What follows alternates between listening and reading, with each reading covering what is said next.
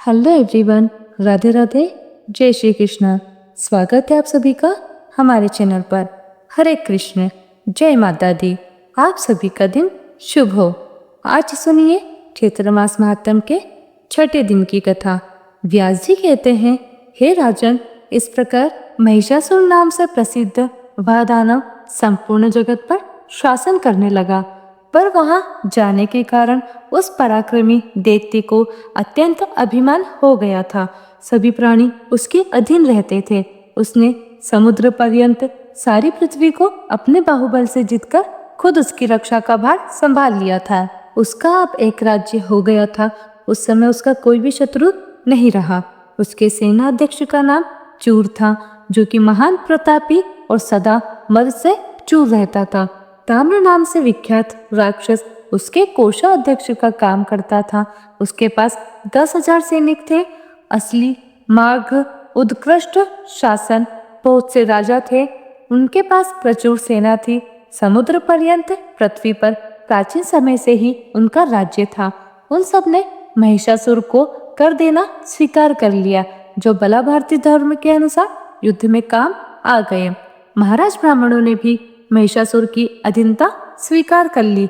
यज्ञ में वे उस दानव को भी भाग देने लगे। अखिल भूमंडल में महिषासुर का एक छत्र राज्य होने लगा। वरदान के अभिमान में चूर होकर उसने स्वर्ग पर विजय पाने का निश्चय किया। फिर तो उस दानव राज ने एक दूत को देवराज इंद्र के पास जाने की आज्ञा ही दे दी। उसने शीघ्र ही संदेशवाहक दूत को पहले अपने पास बुलाया और उससे कहा कि हे वीर, तुम्हारा व्यवहार बहुत शुद्ध है। महाबाहु, आज तुम्हें यह युद्ध का काम करना होगा। तुम निडर होकर स्वर्ग में इंद्र के पास जाओ और उससे मेरा यह संदेश कह दो। जाकर उससे कहना कि देवराज इंद्र स्वर्ग छोड़कर जहां भी चाहे अभी चले जाओ, और अगर रहना है तो महामना महिषासुर के सेवक बनकर रह सकते हो। सच्ची कथे, अगर तुम महाराज महिषासुर के शरणागत हो गए तो वे अवश्य तुम्हारी रक्षा करेंगे।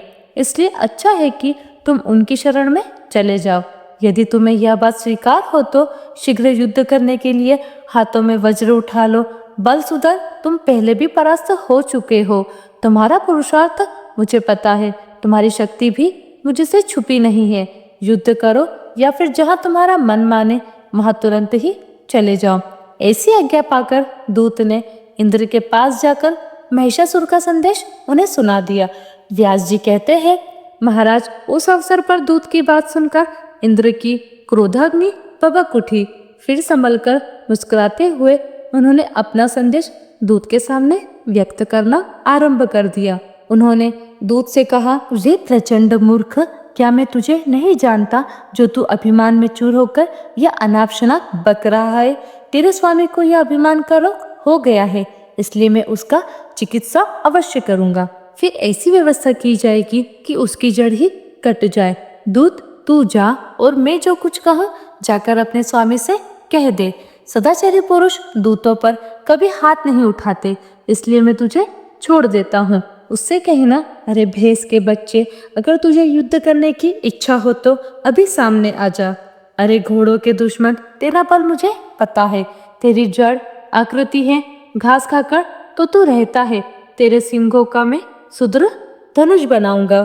तेरे सिंगों में कुछ बल जरूर है और मैं जानता हूँ इसी कारण से तुझे अभिमान हो गया है। मैं तेरे उन दोनों सिंगों वाल तुझसे छीन लूंगा, जिस कारण तू पूरा अभिमानी बन बैठा है। सिंह से मारने में ये तो कुशल है, न कि मोर्चे पर हथियार चलाने में। व्यास जी कहते हैं, इस प्रकार देवराज इंद्र के कहने पर वह दूत तुरंत ही वहां से चल दिया और वह महाअभिमानी महिषासुर के पास गया। प्रणाम करके उससे कहने लगा, हे राजन, देवराज इंद्र पूर्ण स्वतंत्र है। उसके पास देवताओं की विशाल सेना है। खुद को वह महान बलशाली समझता है। आपको तो वह कुछ भी नहीं गिनता। उस मूर्ख की कही बातें मैं किस प्रकार बदल कर आपसे कहूँ, क्योंकि एक सेवक का कर्तव्य होता है कि वह स्वामी के सामने प्रेष सत्य कहे। महाराज, कल्याणकामी दूत को चाहिए कि स्वामी के मुख पर सत्य और प्रिय बोले, परंतु मैं अगर केवल प्रिय ही बोलता हूँ तो वह असत्य होने से आपका कार्य शुद्ध होने में बाधा पड़ेगी और कल्याणकामी दूत को कभी कठोर वचन भी नहीं कहनी चाहिए, इसलिए मैं वैसी बात भी नहीं कह सकता। प्रभु ठीक ही है, शत्रु के मुख से तो विष तुल्य वचन ही निकलते हैं, पर वैसी बातें सेवक के मुख से भला कैसे निकल सकती है। राजन, इस समय इंद्र ने जिस प्रकार के घृणित वचन कहे हैं, वैसे वचन मेरी जीभ से कभी नहीं निकल सकते। व्यास जी कहते हैं, दूत की बात में रहस्य छुपा हुआ था। उसे सुनकर महिषासुर का सर्वांग अत्यंत क्रोध से तमतमा उठा। उसकी आंखें लाल हो गई। वह दैत्यों को बुलाकर उनसे कहने लगा, महाभाग्य, वह देवराज युद्ध करना चाहता है। तुम लोग भली भांति बल प्रयोग करके उस नीच शत्रु को परास्त कर दो। मेरे सामने दूसरा कौन शूरवीर कहला सकता है? इंद्र जैसे करोड़ों वीर हो तब भी मुझे कोई परवाह नहीं, फिर इस अकेले इंद्र से मुझे क्या डर है? आज मैं उसे किसी भी प्रकार जीवित नहीं छोड़ूंगा। जो शांत रहते हैं उन्हीं के प्रति वह शूरवीर कहलाता है। क्षणकाय तपस्वी लोग ही उसे अधिक बलवान मानते हैं। अप्सराएं उसकी सहायिका हैं। उन्हीं का बल पाकर वह नीच सदा तपस्या में विघटित करता रहता है। अवसर पाकर प्रहार कर देना उसका स्वभाव बन गया है और वह तो बड़ा ही विश्वासघाती है। यह वही छली इंद्र है जिसने नमु को मार डाला था। पहले तो नमु के साथ विवाद छिड़ जाने पर भयभीत होकर संधि करने में राजी हो गया। उसने तरह तरह की प्रतिज्ञाएं कर ली। बाद में कपट करके उसे ही मार डाला और वह जालसाज विष्णु, वह तो कपट शास्त्र का पारंगत विद्वान ही है। जब इच्छा होती है तरह तरह के रूप धारण कर लेता है। बल भी है और दंभ करने की सारी कलाएं भी उसे पता है। दानव जिसने सुअर का रूप धारण करके हिरण्यकश्यप को तथा नरसिंह का वेश बनाकर हिरण्यकश्यप को मार डाला, उस विष्णु की भी मैं अधीनता कभी स्वीकार नहीं कर सकता। मुझे तो विश्वास ही नहीं होता कि देवताओं में भी कोई है जो मेरे सामने ठहर सके। विष्णु अथवा महान बलशाली इंद्र मेरा भला क्या कर सकेंगे? मैं युद्ध में खड़ा हो जाऊंगा, तब शंकर भी मेरा सामना करने में समर्थ नहीं हो सकेंगे और इंद्र को हराकर मैं तो स्वर्ग छीन ही लूंगा। वरुण, यमराज, कुबेर, अग्नि, चंद्रमा और सूर्य ये सभी मुझसे परास्त हो जाएंगे। इसलिए हम सब दानव ही यज्ञ में भाग ले पाएंगे। हमें सोमरस पीने का अधिकार प्राप्त हो जाएगा। देवताओं के समाज को कुचलकर मैं दानवों के साथ सुखपूर्वक विचर। दानवों, मुझे तो अब ब्रह्मा जी से वर भी मिल चुका है, इसलिए देवताओं से मैं बिल्कुल नहीं डरता। पुरुष मात्र मुझे मारने में असमर्थ हैं, फिर स्त्री बेचारी क्या कर सकेगी? शीघ्रगामी दूतों, तुम्हारा परम कर्तव्य है पाताल और पर्वत आदि विचित्र स्थानों में प्रधान प्रधान दानवों को बुला लाओ और उन्हें मेरी सेना का अध्यक्ष बना दो। दानवों, संपूर्ण देवताओं को जीतने के लिए मैं अकेला ही पर्याप्त हूँ। फिर भी इस देवासुर संग्राम में आप सबका भी गौरव बढ़ जाए, इसलिए मैं आप सभी लोगों को भी सम्मिलित करता हूँ। निश्चय ही मैं सिंहों और खुरों से देवताओं के प्राण हर लूंगा। वरदान के प्रभाव से मुझे देवताओं का रत्ती भर भी भय नहीं है। देवताओं, दानव और मनुष्यों से अवध होने का वरदान मुझे प्राप्त है, इसलिए आज आप लोग स्वर्गलोक पर विजय प्राप्त करने के लिए तैयार हो जाओ। दैत्यों, स्वर्ग पर अधिकार प्राप्त करने में नंदनवन में विहार करूंगा। मेरे प्रयास से तुम्हें भी पारिजात के फूल सूंघने को मिलेंगे। देवांग नायें तुम्हारी सेवा करेंगी। कामधेनु गो को दूध पीने को मिलेगा। अमृत पीकर तुम लोग भी आनंद का अनुभव करोगे। दिव्य गंधर्व नाच और गाकर तुम्हारे मन को प्रसन्न करेंगे। उर्वशी, मेनका, घृताची, तिलोत्तमा, महासेना, मदोकटा, यह सारी अप्सराएं नाचने और गाने में परम प्रवीण हैं। वे अनेक प्रकार की मदिराओं का सेवन करके तुम सब लोगों के मन को अत्यंत प्रसन्न करेगी। इसलिए देवताओं के साथ संग्राम करने के लिए स्वर्गलोक में चलना सबको समाप्त हो जाएगा। आज ही सब तैयार हो जाओ। पहले मांगलिक व्रत कर लेने चाहिए। सबकी सुरक्षा के लिए अपने परम गुरु मुनिवर शुक्राचार्य जी को बुलाकर भली भांति उनका स्वागत करें। उन्हें यज्ञ में नियुक्त कर दें। व्यास जी कहते हैं, राजन, महिषासुर की बुद्धि सदा पाप कर्म में लीन रहती थी। दैत्यों को ऐसा आदेश देकर वह तो तुरंत अपने महल में चला गया। उस समय उसके मुख पर प्रसन्नता के चिन्ह झलक रहे थे। व्यास जी कहते हैं, इसके बाद दूत के चले जाने पर देवराज इंद्र ने भी यमराज, पवन देव, कुबेर, वरुण आदि देवताओं को बुलाकर उनसे कहा, हे देवता, महिषासुर नाम से प्रसिद्ध महान प्रतापी नव इस समय दैत्यों का राजा है। उसके पिता का नाम रंभ था। वरदान मिल जाने से वह सदा अभिमान में चूर रहता है। उसे सैकड़ों प्रकार की माया ज्ञात है। देवताओं, आज उसका दूत मेरे पास आया था। उस लोभी महिषासुर ने स्वर्ग को छीनने की इच्छा से दूत को यहाँ पर भेजा था। उस दूत ने मुझसे यह बातें कही है कि शुक्र, तुम देव सदन छोड़ दो। तुम्हारी जहाँ इच्छा हो तुम्हें चले जाना चाहिए, या फिर महिषासुर नाम के दानव राज बड़े विदिश व्यक्ति हैं, उनकी सेवा स्वीकार कर लो। वे बड़े दयालु राजा हैं, तुम्हारे भरण पोषण की उचित व्यवस्था अवश्य से कर देंगे, और जो उनकी परिचर्या में लगे रहते हैं उन पर वे कभी क्रोध भी नहीं करते। अगर यह बातें स्वीकार ना हो तो खुद युद्ध करने के लिए सेना की तैयारी में लग जाओ। मेरे वहां जाने पर दानवराज महिषासुर तुरंत तुम पर चढ़ाई कर देंगे। देवता महिषासुर इस तरह महानीच प्रकृति का दानव है। उसका दूत मुझसे यह सारी बातें कहकर चला गया है। इसलिए हम लोगों को अब क्या करना चाहिए, इस विषय पर आप लोग विचार कीजिए। देवता बलवान पुरुष को चाहिए कि वह कभी किसी दुर्बल शत्रु की भी उपेक्षा ना करे, विशेषकर जो अपने बल का अभिमान रखते हों। उन बलशाली पुरुषों को तो सदा ही उद्योगी बने रहना चाहिए। बुद्धि और बल के अनुसार निरंतर प्रयास में लगे रहना चाहिए। हार और जीत तो प्रारब्ध के अधीन है, उसको कोई नहीं टाल सकता। इस समय उनसे मैत्री कर लेना भी ठीक नहीं, क्योंकि महिषासुर बहुत दुष्ट है। उसके मित्र बन जाने पर भी कोई प्रयोजन सिद्ध नहीं हो सकता। आप लोग उत्तम विचारशील हैं, इसलिए इस विषय पर बारंबार विचार कीजिए। अचानक कभी उस पर चढ़ाई कर दी जाए, यह भी ठीक नहीं। बड़ी आसानी से प्रवेश करने में कुशल शीघ्रगामी गुप्तचर पहले वहां भेज दिए जाए।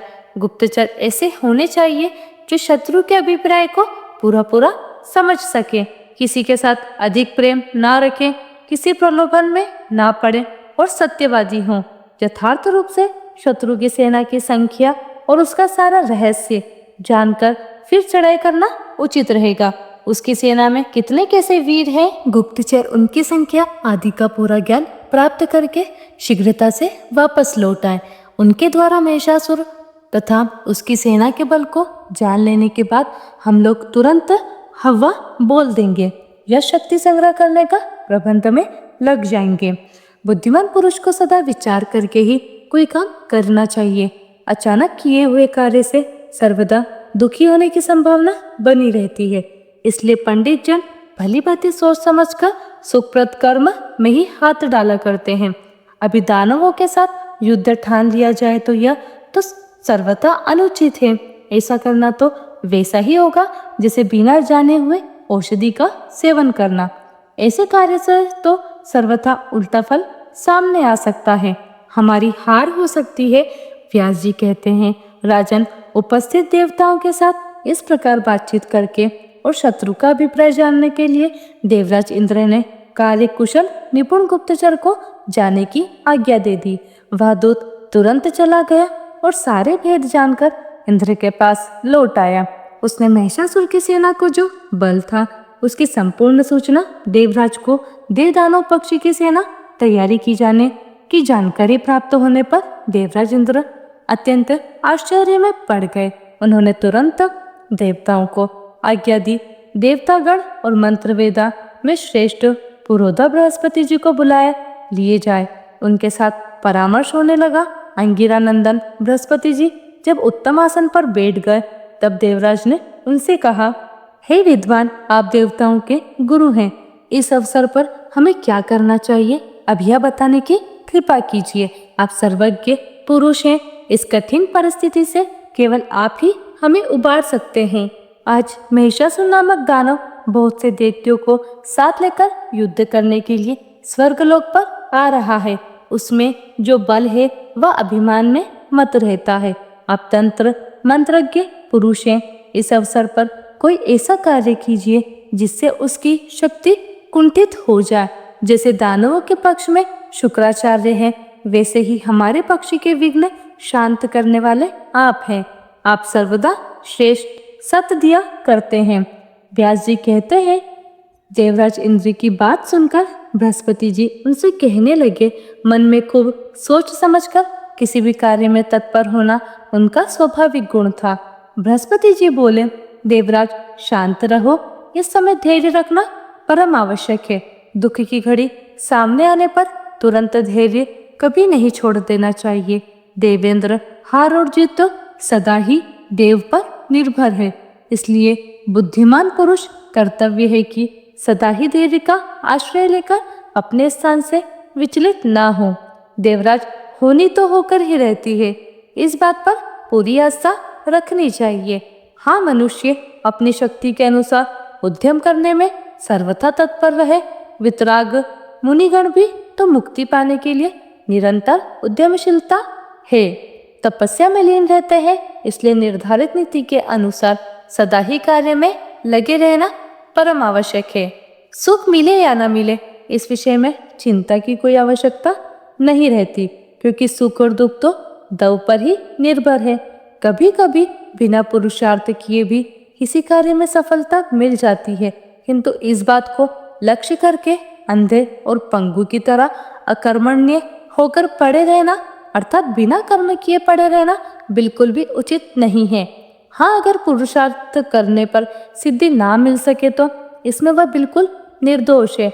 व्यास जी कहते हैं, देव गुरु बृहस्पति का कथन सुनकर देवराज इंद्र ने उनसे फिर से कहा कि मैं महिषासुर को मारने के लिए युद्ध की तैयारी अवश्य करूंगा, क्योंकि निर्धन हो जाने पर राज्य सुख और यश इनका मिलना असंभव है।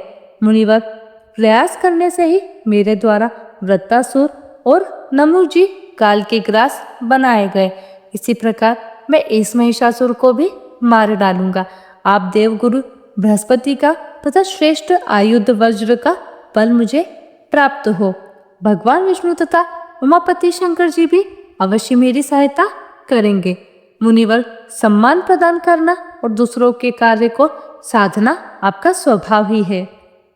मैं सैनिकों को लेकर महिषासुर पर चढ़ाई करने के लिए बिल्कुल तैयार हूँ। आप मेरे कल्याण के लिए रक्षोगे ना, तो तुम्हें जाने की प्रेरणा ही दे सकता हूँ, ना ही रोक सकता हूँ, क्योंकि युद्ध करने वाले की हार और जीत बिल्कुल अनिश्चित रहती है। सचिपते, होनहार के विषय में तुम्हारा किंचित मात्र भी दोष नहीं है। सुख या दुख पहले से ही निश्चित हो चुके हैं, इसलिए इनका सामना आ जाना अनिवार्य है। फिर भी बुद्धिमान पुरुषों को निरंतर यत्नशील बने रहना चाहिए। कार्य सिद्ध होने या ना होना तो सदा देव के अधीन है।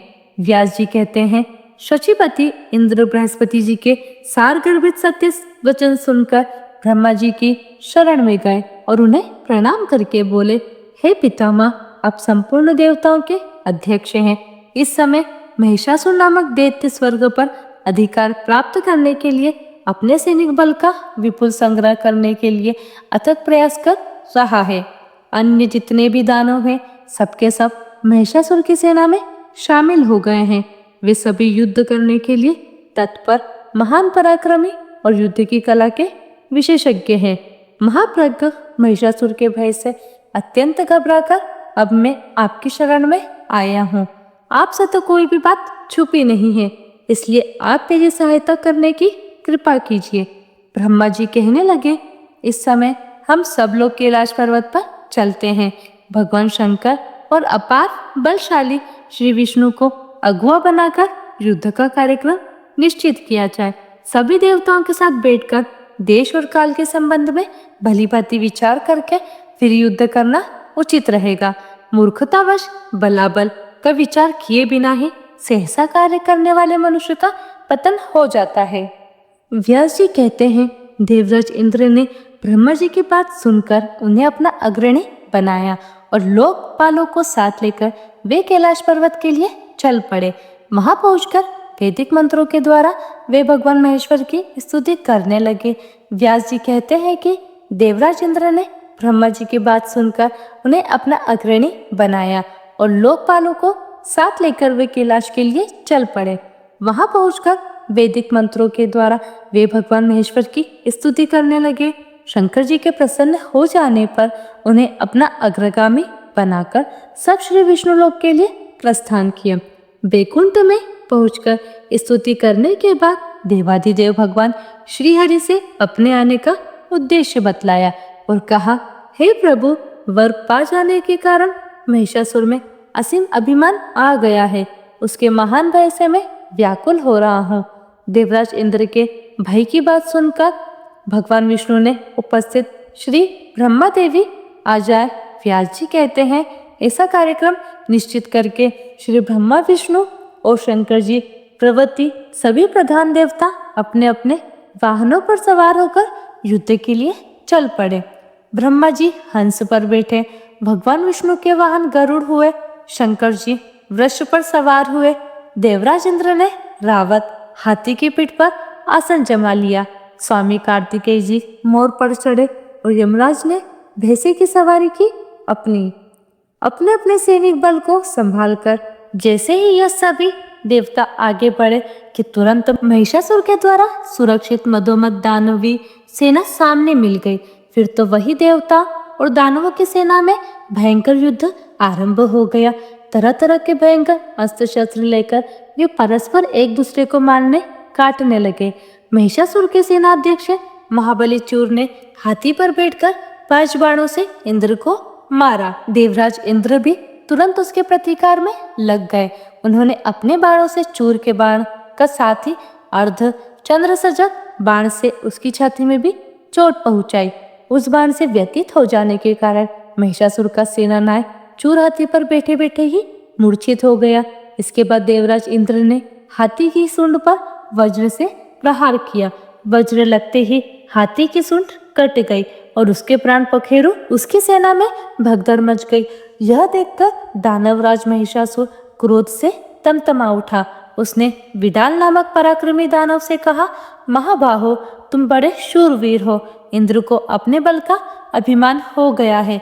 तुम जाओ और उसे परास्त कर दो। वरुण, प्रवति, अन्य जितने भी देवता हैं उन्हें मारकर मेरे पास लौटकर आना।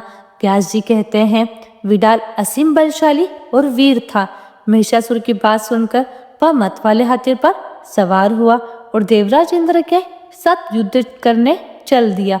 उसे आते हुए देखकर देवराज इंद्र ने विषधर सर्प की तुलना करने वाले बाणों से विडाल पर प्रहार करना शुरू कर दिया।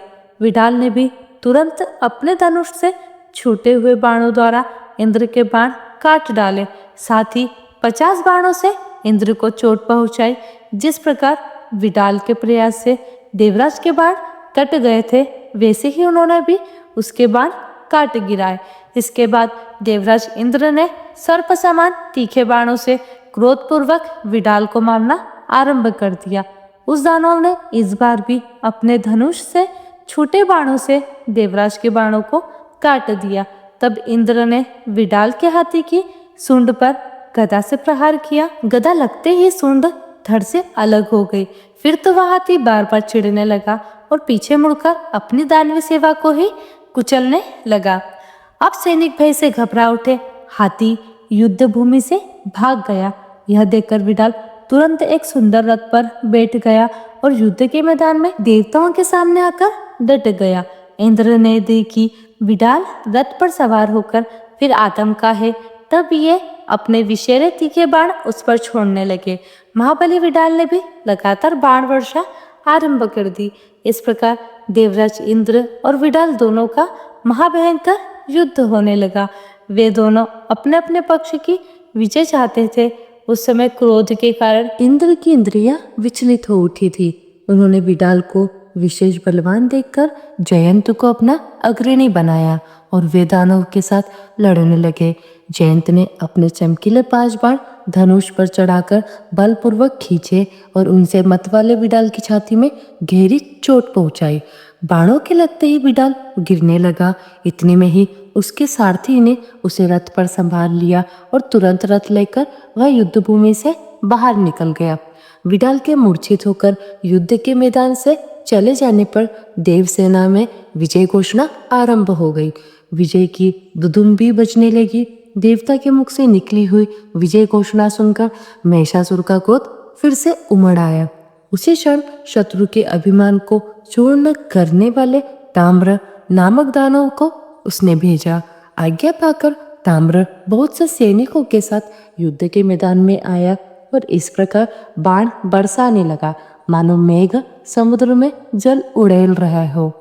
उस समय वरुण पाश लेकर तथा यमराज दंड हाथ में लिए हुए भैंसे पर सवार होकर दानवी सेना पर टूट पड़े।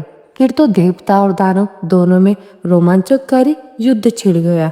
यमराज के द्वारा फेंके हुए दंड से महाबहुत ताम्र घायल हो गया।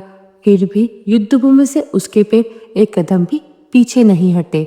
युद्ध मैदान में डटे रहकर ही उसने बड़ी तेजी से धनुष खींचा और तीखे बाणों का प्रयोग करके इंद्र आदि देवताओं को मारना आरंभ कर दिया। यह देखकर देवताओं को भी असीम क्रोध हो आया। वे अपने दिव्य बाणों से दानवों को मारने और ठहरो ठहरो कहकर गरजने लगे। उनकी मार पड़ने पर युद्ध भूमि में ताम्र मूर्छित हो गया। अब तो दानव सैनिक बड़े जोर जोर से हाहाकार मचाने लगे। भय से उन सब का हृदय थर्रा उठा। व्यास जी कहते हैं, ताम्र नामक दैत्य के मूर्छित हो जाने पर महिषासुर ने कुपित होकर विशाल गदा उठाई और वह खुद देवताओं पर टूट पड़ा। देवताओं, ठहरो, तुम सब लोगों को आज मैं गदा से चूर्ण किए देता हूँ। तुम सदा से ही निर्बल हो, जहाँ कहीं भी इच्छा अनुसार बलि खा लेना तुम्हारा स्वाभाविक काम है। ऐसा कहकर अभिमान से चूर रहने वाला महिषासुर देवराज इंद्र के पास पहुंच गया। देवराज इंद्र रावत हाथी पर बैठे हुए थे। महाबाहु महिषासुर ने उनके कंधे पर गदा से चोट पहुंचाई। इंद्र भी सावधान थे। उन्होंने अपने भयंकर वज्र से दानों की गदा तुरंत काट डाली। फिर महिषासुर को मारने के लिए बड़ी तेजी से वे आगे बढ़े। महिषासुर भी कम नहीं था। उसने तुरंत चमचमाती हुई तलवार हाथ में ले ली। महान पराक्रमी इंद्र अब सामने पहुंच चुके थे। आगे बढ़कर उस दैत्य ने उन पर तलवार चलाना आरंभ कर दिया। फिर तो दोनों में संपूर्ण प्राणियों को भयभीत करने वाला रोमांचकारी युद्ध ठन गया। तरह तरह के अस्त्र शस्त्रों का प्रयोग करके वे लड़ रहे थे। उस समय शम्रसुर ने एक ऐसी माया का आविष्कार कर लिया था जिसमें संपूर्ण जगत को नष्ट कर देने की शक्ति थी तथा मुनि भी जिसके चक्कर में पड़ जाते थे। महिषासुर ने बड़ी तेजी से उसी माया का प्रयोग किया। उस विचित्र माया के प्रभाव से वहां एक ही साथ करोड़ों महिषासुर प्रकट हो गए। रूप और पराक्रम में सभी एक समान दिखाई देते थे।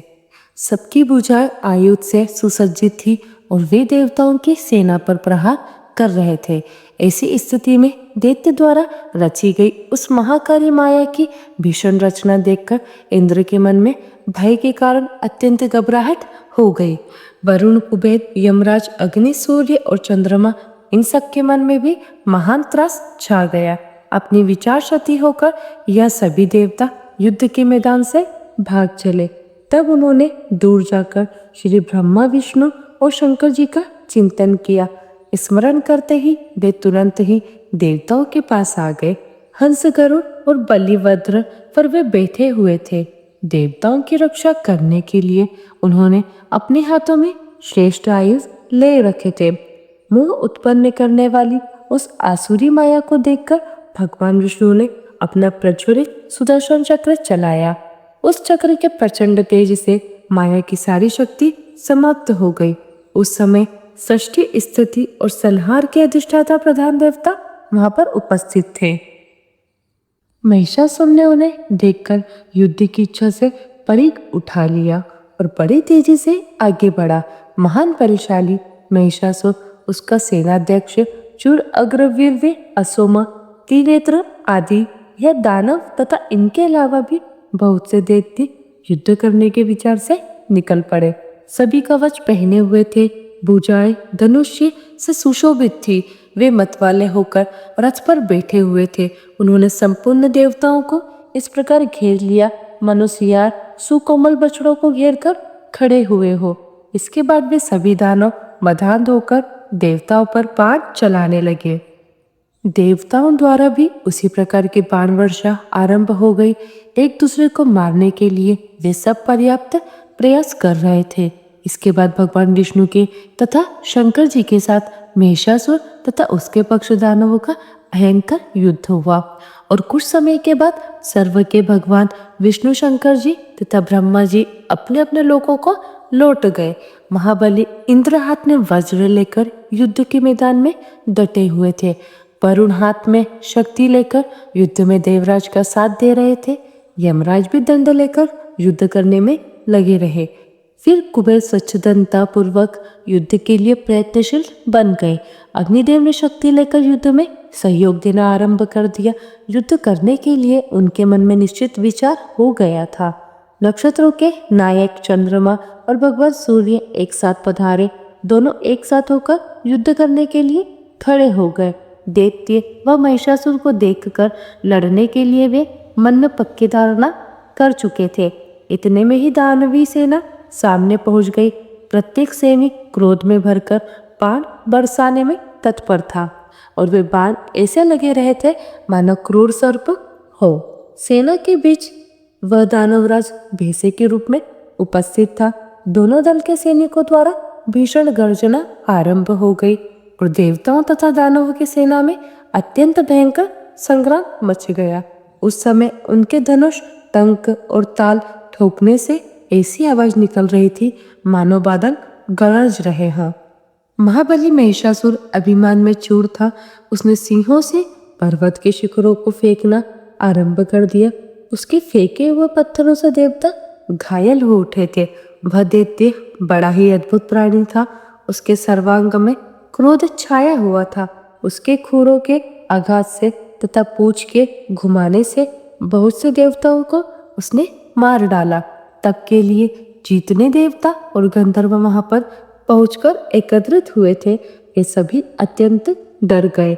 महिषासुर के इस पराक्रम को देखकर देवराज इंद्र के पैर भी उखड़ने लगे। वे युद्ध भूमि से निकलकर भाग चले। सचिपति इंद्र के भाग जाने पर वरुण, कुबेर और यमराज सभी भय से घबराकर विचलित हो गए। सम्यक प्रकार से विजय मानकर महिषासुर अब अपने महल के लिए प्रस्थान कर गया। महिषासुर ने इंद्र के ऐरावत हाथी तथा कामधेनु गौ पर और उच्च शर्वा घोड़े को अपने अधिकार में कर लिया। फिर उसके मन में आया कि सेना को साथ लेकर मैं इसी क्षण स्वर्ग पर चढ़ाई कर दूं। उस समय देवतागण भय से कातर होकर इधर उधर छुपे हुए थे। पूरा देव सदन खाली पड़ा हुआ था। महिषासुर ने तुरंत वहां पहुंचकर अपना अधिकार जमा लिया। उसने स्वयं देवराज के दिव्य आसन पर बैठने की व्यवस्था कर ली। देवताओं के स्थानों पर दानवों के बैठने का प्रबंध कर लिया। इस प्रकार पूरे 100 वर्षों तक अत्यंत भयंकर युद्ध करने के बाद महाअभिमानी महिषासुर इंद्र का पद प्राप्त करने में सफल हो गया। उसके इस भीषण प्रयास से संपूर्ण देवता स्वर्ग छोड़कर पर्वत की गुफाओं में वर्षों तक भटकते रहे। इस भयानक स्थिति में उन्हें महान दुख भोगने पड़े। राजन, निरंतर दुख सहने से जब देवताओं का साहस टूट गया तब वे सब मिलकर पुनः ब्रह्मा जी के पास गए, क्योंकि ब्रह्मा जी के पास प्रजा का सारा भाग चतुर्मुख ब्रह्मा जी पर ही रहता है। उनका रूप राजसिक है। उस समय कमल के आसन पर विराजमान होकर वे वेद का निर्माण कर रहे थे। उन्हीं के विग्रह से प्रकट हुए मरीच आदि प्रमुख मुनिगण जो संपूर्ण वेदों के आर्गव भाव है, वे सभी उनकी सेवा में उपस्थित थे। सिद्धचारण, गंधर्व, किन्नर, पन्नग और उरक सबके सब उन देवाधिदेव जगत गुरु की स्तुति में संलग्न थे। देवतागण बोले, संपूर्ण दुख दूर करने वाले पद्मयोनि ब्रह्मा जी इस समय सभी देवता संग्राम में दानवराज महिषासुर से परास्त होकर पर्वत की गुफाओं में छुपे हुए हैं। स्थान से हो जाने के कारण अर्थात अपना स्थान त्यागने के कारण उन्हें महान कष्ट भोगना पड़ रहा है। हमारी ऐसी दयनीय दशा देखकर भी आप दया नहीं करते, ये कैसी विचित्र बात है। ब्रह्मा जी सैकड़ों अपराध करने पर भी शरण में आए हुए पुत्रों को क्यों निरुपिता त्याग कर उनकी अधोगति में पड़े रहना स्वीकार कर सकता है? कदापि नहीं। आज दैत्यों के सताए जाने पर हम सभी देवता दीनतापूर्वक आपकी शरण में आए हैं और अब भी आपकी उपेक्षा दृष्टि हो रही है। इस समय महिषासुर स्वर्ग और भूमंडल का राज्य भोग रहा है। ब्राह्मणों द्वारा यज्ञ में सर्वोत्तम भाग उसी को मिल रहा है। देव वृक्षों में श्रेष्ठ पारिजात के पुष्प उसके लिए सुलभ हो रहे हैं। यहाँ तक कि वह नीच समुद्र के अटूट निधि कामधेनु गो से भी स्वयं लाभ उठा रहा है। देवेश, हम कहाँ तक वर्णन करें, आप तो सर्वज्ञान संपन्न है। महिषासुर का सारा वृत्तांत तो आपको पता ही है। इसलिए हे प्रभु, हम सभी आपके चरणों में मस्तक झुकाए हैं। विभु, महिषासुर अवश्य ही महान नीच है। उसके द्वारा निरंतर घृणित चेष्टाएं होती रहती है। तरह तरह के निंदनीय कर्मों में वह रत है। जहाँ कहीं भी देवता जाते हैं वहीं वह उन्हें कष्ट पहुंचाता रहता है। देवेश, हम सब देवताओं के तो आप ही रक्षक हैं। हमें कल्याण के भागी बनाने की कृपा करें। आप संपूर्ण देवताओं में श्रेष्ठ है। सबके सृष्टि आप पर ही निर्भर है। आप आदि पुरुष और मंगलमय हैं। आप में अनंत तेज निहित है। हे ब्रह्मा जी, सबको शांति प्रदान करना आपका ही स्वभाव है। हम सभी देवता प्रज्वलित दानव दल जैसे संताप से दुखी हैं। अगर आप हमारे शरण नहीं बनते हैं तो भला आप जैसे सर्व समर्थ प्रभु को छोड़कर हम दूसरे किसकी शरण में जाएं? व्यास जी कहते हैं, इस प्रकार स्तुति करके संपूर्ण देवता हाथ जोड़कर प्रजापति ब्रह्मा जी को प्रणाम करने लगे। उनके मुख पर उस समय अत्यंत उदासी छाई हुई थी। उस समय उन्हें अपार कष्ट का अनुभव हो रहा था। उन्हें दुखी देख परलोक पितामह श्री ब्रह्मा जी मधुर वाणी में मानो देवताओं को सुख पहुंचाते हुए इस प्रकार कहने लगे। श्री ब्रह्मा जी ने जो कुछ भी कहा उसका वर्णन आप अगले अध्याय में जरूर सुनिएगा।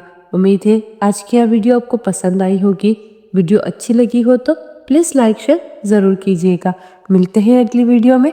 तब तक के लिए आप सभी को राधे राधे। जय श्री कृष्ण।